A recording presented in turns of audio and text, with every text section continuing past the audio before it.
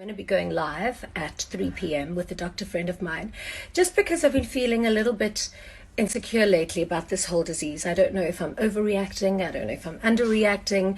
I don't know if I'm social distancing properly. So I'm quite stressed about it. So I'm going to be chatting to Dr. Dion Dorfman at 3 p.m. just to clear up some confusion that we may have. So please do join the conversation on my Instagram live at 3 p.m. Just waiting for the good doctor to get online, connecting. Ah, there you go. Sorry, I'm so technically challenged. Technically challenging. I think by the end of this, everyone's going to have learned a lot of the technical aspects of wireless communication. Hi. How are you, doctor? I'm well, like you, anxious, yeah. Thanks for chatting to me. Thank you. I've just been a little bit insecure because I don't know what's going on. I don't know if I'm doing the right thing. I don't know if I'm panicking for no reason. I don't know if I should be panicking more. So I just wanted to find out a little bit more about this. Cool. So a quick note for everyone watching. I'm a GP. I'm not a virologist or an epidemiologist or a specialist, but I've got common sense, and we've all been involved in learning about this quite quickly, and Jeannie knows that. Jeannie, just your first thing a while ago when you were advertising that you're going to have this chat, I think you said you don't know if you're overreacting was the first thing. You're definitely not overreacting. I'm in touch with a lot of doctors, a lot of professionals, and I've never seen doctors this concerned about something before, as you've all seen on the TV. So we're not overreacting. Probably one of the best things I've seen was a doctor in America saying, if we do this well, we will look back and say we overreacted. If we're successful, we're going to look back and say we shouldn't have done this. But that's if we get this right. We're going to say the outcome here is that we say we overreacted. That's what we want to do. So last week I chatted to Dr. Emil Reed, and of course he is a specialist at the Infectious Disease Center. I think he's a specialist in infectious diseases. And what's terrifying is that they knew very little about this disease. Today, there's obviously 402 confirmed cases. The first death happened in Nigeria. So, I mean, it's spreading so quickly, and I don't know enough. What I want to know is, how contagious is it exactly? It's obviously passed on through spit particles, but how contagious is it exactly? So I think the medical phrase that you'll hear people using is that it's droplet spread. And there's a bit of debate at times. I think things are coming out. Is it airborne spread or droplet spread? But so whereas an airborne spread thing would be like measles can hang around in the air, there are thoughts that this could be airborne spread, predominantly droplet spread, close contacts, household contacts. How infectious is it? It's very infectious. It's not as infectious as measles, okay, but it's almost got a perfect kind of a perfect combination of being infectious and not lethal enough that it's spreading so rapidly and causing problems for so many people. Okay, so I'm not going to be kissing any strangers in that case. Not kissing strangers, and potentially at the moment you shouldn't be meeting strangers. You need to be looking at it. All non-essential interactions really need to slow down. And probably that's what prompted you and I to do this chat is I'm not an expert on giving great clinical advice. I'm not an expert on coronaviruses, but we want to just get a bit more of a message out there that this isn't an exaggeration, and people need to listen to the social messages coming out. When someone is sick with coronavirus, I know it's a respiratory disease, so what does it feel like? Anything from the way you're feeling right now, absolutely fine, not sick, you can be infectious. Two, getting sick in ICU, that you're on a ventilator and can't breathe and feel like you're drowning. And we don't want to scare people. That happens to very, very few people. I think the main thing to remember is that you can feel exactly like you're feeling right now and not only have coronavirus and be completely well, but being potentially infective to other people. I'm asthmatic, and so the feeling for me of not having enough air and not being able to breathe, just that panic is just the worst feeling in the world. I wish that on my worst enemy. When somebody has already had the virus, are they then immune to it? Are they, can they live scot-free? So much is unknown. We'd like that to be the case. We don't know, but it's probably what's going to happen with this virus behaving like other viruses, and then the virus might mutate. I'm heading way into an area where I'm not an expert, and even virologists will struggle to answer the question, but probably there'll be widespread large immunity. Probably the more important message for people that have been tested and are getting tested, if they had coronavirus or they were in contact with someone with coronavirus and they've had a negative test, that does not mean that they can leave quarantine. They need to stay home in isolation, in quarantine, because you can still be infected later. You need to listen to the doctors on this one. If your PCR test is negative, that doesn't mean you can go out and go to the beach yet. Okay. Because how do you know if somebody is contagious? Do you think they're only contagious once they have symptoms? Or do you think, like now we've got 402 confirmed cases in South Africa. What happens if there's so many more, but they're feeling healthy and they're not aware of it? I think that the reality, the perception is that, the understanding is that while we've got 402 confirmed cases, it's limited by the amount of tests we can do, and there are most likely thousands of cases already there that we need to track, trace, contain, treat, and isolate. I have one patient with coronavirus. She feels completely well, so that's the risk. She can be infecting other people. Thankfully, she's at home in quarantine. So if you are a risk person and you've been in contact with someone, or you've been traveling from a high-risk area and you've arrived even a week ago, you need to apply the quarantine for 14 days. That's the big ask. Okay. Something that I've been panicking a little bit about is let's talk social distancing. Let's talk social distancing. I mean, what does that look like to you? Probably most of my life, my friends would tell you. But I think so. Quarantine is, you've been advised by a doctor that you may have coronavirus. Yeah. You really need to be in your house alone. That's quarantine. Isolation is you've been given a positive result. It's basically quarantine with a confirmed case. They're probably going to be merging those terms. We don't know. The main thing of social distancing is probably what people are being asked to do now. Really limiting your interactions, only essentials, only essential medical visits, cutting down on all non-essential travel contacts, and keeping your circle of contacts very, very small. Yeah. Whether that's enough is very debatable, and it's, I don't have an inside track or inside knowledge, but if you look at what's going on in the world, they're long past social distancing in China. That's how they got results that are looking decent. They're way past social distancing in Italy, because they haven't got there yet, but maybe we're starting to see the trend. Yeah. But what they're doing in Italy and China isn't social distancing, and our trajectory is probably that way. Yeah. So I've been to social distancing. I haven't been going out. I haven't been shopping. I haven't seen any of my friends. I've been at home, but I still go to the beach. I still walk on the promenade. I still go and climb the mountain. Is that not good enough? Do you think we can still do those things?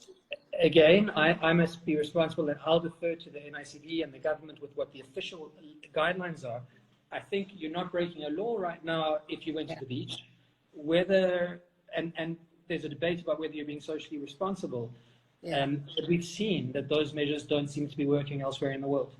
And we've seen that in Italy and Spain, they've gone way past that. My patients from Spain that are in Cape Town have told me that we're now where Spain was 3 weeks ago. And look at the television, what's happening in Spain. So they saw this happen slowly in Spain. They thought they closed schools. They did social distancing. You've now got people lying on the floors in hospitals, hotels being used as hospitals. My personal view is social distancing is not enough. At least we need to be the social distancing. And can you get out and go to the beach? The reality is you don't teleport from your house to the beach with a 5-meter perimeter around you. You stop for petrol, you speak to the petrol attendant, you may give an airborne droplet infection, he may get on a taxi and go back to work 3 days later, he may give it to 30 other people. That's the big issue. So obviously we want to avoid widespread panic. We want to avoid people stockpiling and freaking out in shopping centers and in grocery stores. So what should people be doing? Should we be online shopping? Like, what advice can you give for people who want to social distance responsibly and stay safe and uninfected? I think there is a reality that if we're heading towards huge socioeconomic restrictive measures, that we need to trust that the government's going to do the right things, and we need to have, if we have this, it's not for 5 days. So are you going to load your fridge up for 3 months, or 3 weeks, or are we going to trust that our lives might, for most of us, probably listening to the Instagram feed, our lives might get a little bit more challenging, but we don't need to go and hoard. We don't need to go and empty the shelves. Get supply. You need to go to the shops far less frequently. If we do clamp down like Italy and China, you're still going to be able to go to get food. You're still going to be able to go to the pharmacy. You might not be able to go get your favorite treat. I'm looking at chocolates and you. I don't know, but no, I'm not. I'm sweet enough. I've got a savory tooth. Okay. So I think we don't want to hoard pharmacy supplies. We don't want to hoard chloroquine. We don't want to hoard. We want these things to be available when people need them. Yeah. There's a debate whether people should be running around the streets wearing masks. Tell me about that quickly. Sorry to interrupt you, but masks and gloves, is that helpful at all? So in the medical context, it's called PPE. I think it stands for professional protective equipment. If you look at areas where doctors aren't dying, where nurses aren't dying, and where they're getting on top of this because they can treat people, they have that equipment. There's a global shortage of this in the first world, and huge restrictions and rationing. So people should not at this stage be going and getting masks, etc. At least not the N95 masks. They do work, but they have certain safety ratings. There's a global shortage. I think South Africa sent some to Italy and China at the beginning of this. Hopefully that will be returned in kind. But don't hoard masks. They're not me, but they're doctors that are going to be busy in ICU that are going to need those masks more than us. I've got masks for myself. The normal masks are what patients would wear. Even those are going to be running in short supply. So we need to just be responsible. We need to buy for ourselves, but think what someone else might need. Okay. And then people that need to, like anyone that works with you, they should just stay at home and... Someone wrote a personal protective equipment. Thank you. I'm new at the Instagram thing. Sorry, say again, Jenny. No. Answer their questions as well. No. But so basically, like people that work with you, we should just have no contact with anybody unless you live in the same house. It depends. I mean, globally, from people that are 3 weeks ahead of us, if you look at the social media, their private WhatsApp messages to you, that's certainly what they're saying. It's definitely the case. I'm seriously socially distancing myself from my family. My nieces are not seeing their grandmother. I'm not in close contact with my mother because I might at work become infected. It's these words of quarantine. I've got friends in quarantine. You're socially distancing. They're sophisticated words, but they're actually very, very challenging things to do. But they really are the right thing to do. Even if they don't work, they will buy time. It's not necessarily if you get this. It might be when you get this, and whether the hospitals and medical services are ready to look after the people you're going to give it to. So I think that's, we all might get it, but it's when we get it, and are the facilities and services ready to look after the people we're going to give it to and ourselves? And most of us are going to be fine. Is this not leaving us as quickly as what it came to us? Like, is this here to stay for quite a long time, do you think? Like 2 weeks ago, life was great. Now we are on the verge of like absolute apocalyptic. Well, that's the thing. 2 weeks ago, life wasn't great. I was seriously concerned about this 2 weeks ago. We knew what was going on in other countries, and it's an exponential escalation. So 2 weeks ago, things weren't so great, and the concern is we really need to act quickly now. Will it go away? The answer is yes. Whether it will go away, it's philosophical. It's not proven fact that I'm giving you, but will it go away completely, or will we become immune to it, or will it be taken to something that's less severe to us? It will be a combination of those things probably. The question is, how much damage is it going to do to people's lives? How many of their loved ones is it going to kill? And what are the socioeconomic effects going to be? I'm going on a guess. I don't know your demographic of your followers, but in terms of age and their general health and ability to afford a healthy lifestyle, most of people watching this, if they are going to be absolutely healthy. We may get mild illnesses. You're stuck. Unfortunately, one or two of us might, out of the 156 people watching this, depending on which statistics, maybe 10 people here will wind up in hospital. Probably we all going to be fine. The big fear is we've got a younger population in Italy, so maybe it will be better for us, but we've also got a much more immunosuppressed, more vulnerable population. So that's what we're worried about. I think that's, I guess, the reason Cyril Ramaphosa is delaying his speech to the nation is there's some very, very big decisions to be made. Sure. And they're balancing. Probably a lockdown. Do you think that is possible? Again, it's a speculation. I think it's potentially the right thing to do. I personally wish we'd been doing a bit more a while back, but they probably have been balancing new information, escalating information, and the very real issues of causing massive economic hardship. We need to also trust that they and work with them. And I can have personal views, but when the government's going to tell us something, we need to play ball. Because if we have too many people giving their personal view on isolation or quarantine or social distancing, we'll be worse in Italy. Yeah. Wow. But it's going to be okay long term. It's going to be okay for me. Okay. I So hope I look back at this video and say I was overreacting. Then I'll be. I would rather overreact than be dead. Then I'll say it was worth doing. Yeah. So we should just, like, all we can really do is avoid people, stay at home, and like try and get our immune system as strong as possible, would you say? Probably bigger than that. Probably start to whatever's going to happen to the bigger society in South Africa is going to affect us dramatically.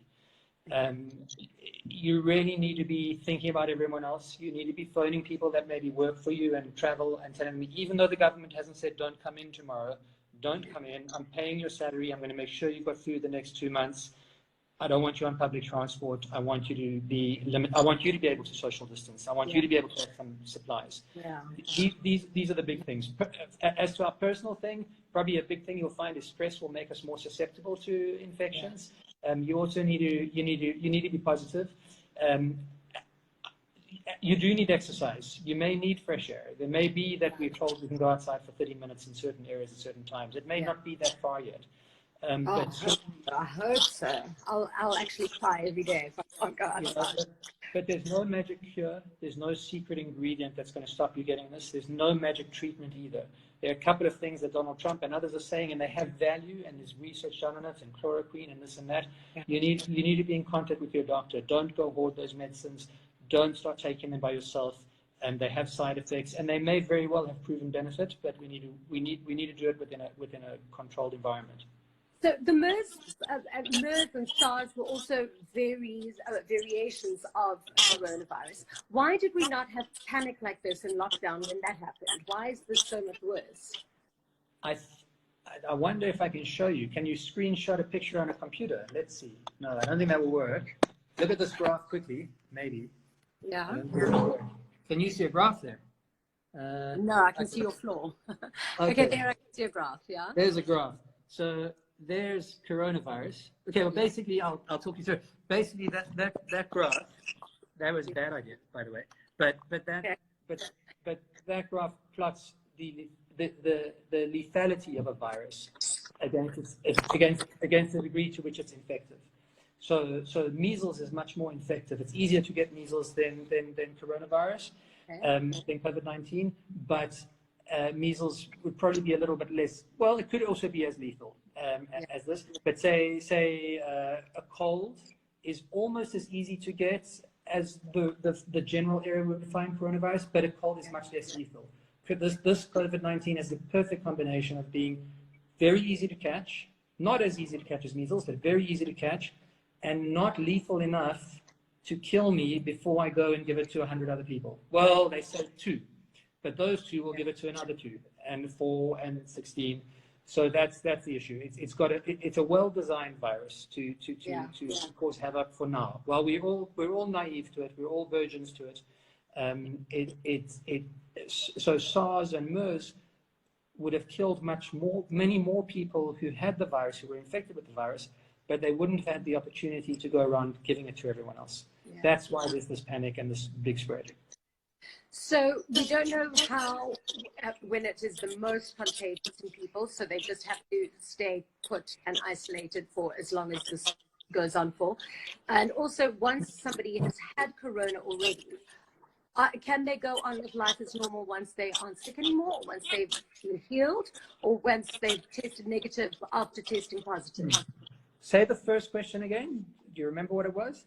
Yeah, we don't quite know how, well, the time that it's contagious for. Okay. Like, it's contagious the whole time. And how long you need to sit at home, etc. So that, those guidelines are a factor of, probably a factor of the, of what we know about the virus and what we don't know about the virus, and our ability to test.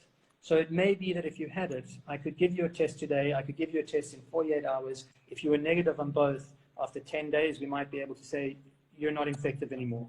We don't have that ability. Then can you not get it again? Like, you can't get it, like, can you get it twice? Maybe. You can get to it be twice. announced later. We don't know. Okay. Looking at how other viruses behave, you probably will build up an immunity to it unless it mutates, and hopefully it will mutate in something less severe. But there will be tests and studies done to determine this, but it will be in a little bit of time. For now, it's probably. Stop touching your face. Very sorry. And the reason we're more excited to get the immunity isn't so much so that you can go to the beach tomorrow. It's so that we know that healthcare workers, care home workers, people looking after vulnerable communities can work and not have to quarantine themselves. We'll get there, and the tests they're in research. They're being released. These rapid tests, like you can have a finger prick HIV test. Yeah. Hopefully, very soon we'll have finger prick to look. Did I have coronavirus antibodies? That's not here yet. Even the swabs aren't available yet in the numbers we need. So that capacity means we have to rely on the information we've got. If you've been sick, be home for 14 days. In England, they're saying 7 days. I'm going for 14 until the NICD and government say clearly otherwise. All those guidelines, we need to follow them because of the limitations of where we are. Doctor, thank you so much for clearing so much up for me. I hope I don't have to come and visit you soon for... No, you don't. I mean, it was a trial effort for us to have this chat.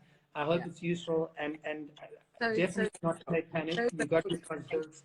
We're going to get through it. We want it to do as little damage as it needs to, as it can. Yeah. There's just a couple of questions coming up here just to answer. How are you tested? By blood? Hi, I didn't see your name there. So there are tests on blood, but at the moment the global test is a swab in your nose and a swab at the back of your throat. A lot of people say that it's very traumatic to have it. I think what most people will experience when they put the very thin little swab down your nose is you may feel like you want to sneeze. And when they do the swab in the back of your throat, when you were a kid and the doctor was looking, are your tonsils inflamed, and put that little spatula down and you almost gagged, it's probably less bad than that, but similar. That's how you get tested. The results are available in normally 24 hours, can take 3 days, but it's a swab test, and it's a PCR DNA, well, RNA-based test to look for virus particles. It's a good test. There's a huge global shortage. Thank you so much, Doctor. I'm really so grateful for you here. Oh, thank God, it's better than blood. Nicholas, if you are positive, they may take blood for other tests and research. I don't know, but it's a swab. At the moment, though, just to clarify something, it's just important thing. You don't need to be tested. At the moment, we're testing symptomatic people. Or people with, I don't know if there's enough for close contacts. The labs are saying only test symptomatic people at the moment. And it's nice to see there's great collaboration from the private labs. Private sector, government are working together. We can have some confidence and have some hope. But we need to really apply these social measures and listen to the government on this. Thank you so much. Let's maybe chat again after Cyril Ramaphosa does his talk to the country tonight, I think it is. And maybe looking forward to listen to him. You can give us more updates when you know more.